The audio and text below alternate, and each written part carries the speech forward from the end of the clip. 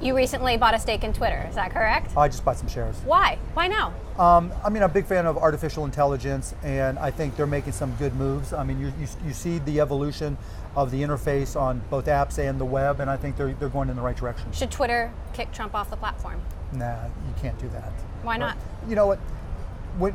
We're in a situation right now where politics is so tribal and our lives are so tribal that in that realm of people who really focus on politics, when you try to make a dramatic move, you increase the amount of tribalism, right? So if you kick him off, all the Trump fans are going to go bananas, and that doesn't do any good for anybody.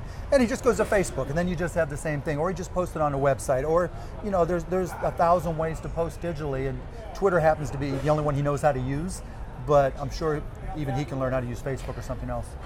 Twitter, Facebook, now Google via Gmail and YouTube are in the crosshairs of this Russia investigation, the spread of fake news and misinformation. What is their responsibility? Well, it's interesting because for broadcast television, if you broadcast an ad that said, you swallow this penny and it'll cure every illness, right? You wouldn't be allowed to broadcast it. There are rules that prevent you from doing it. I think the same rules should apply to digital marketing and digital ads. You can't knowingly accept, take money from, or broadcast false advertising. Yeah. And the same should apply to Facebook and Twitter. What about, that's advertising, what about content?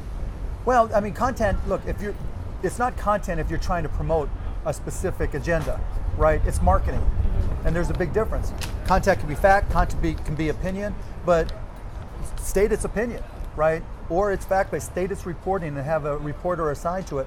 Otherwise, it's not, and particularly what we're seeing coming out when they're using retargeting, that's advertising. When you're in this particular case, they're posting it through the ad platform. If you're posting it through the ad platform, it can't be fake news. It's a misleading advertisement, and it's the responsibility of Facebook and Twitter to recognize this is an advertising platform. We can't allow fake ads to be hosted on our platform. Last question. Sure. You've told Bloomberg you're considering getting into Bitcoin. Have you done so yet? And what do you think of people like Jamie Dimon saying it's a fraud? It's interesting because I think there's a lot of assets that are just their values based off supply and demand. Most stocks, there's no intrinsic value because you have no true ownership rights, no voting rights. You just have the ability to buy and sell those stocks. They're like baseball cards. And I think Bitcoin's the same thing. Its value is a function of supply and demand. It doesn't really do anything else. I have bought some. I bought it through an ETN based on a Swedish exchange because that gave me liquidity. Pure Bitcoin? Pure Bitcoin, yeah.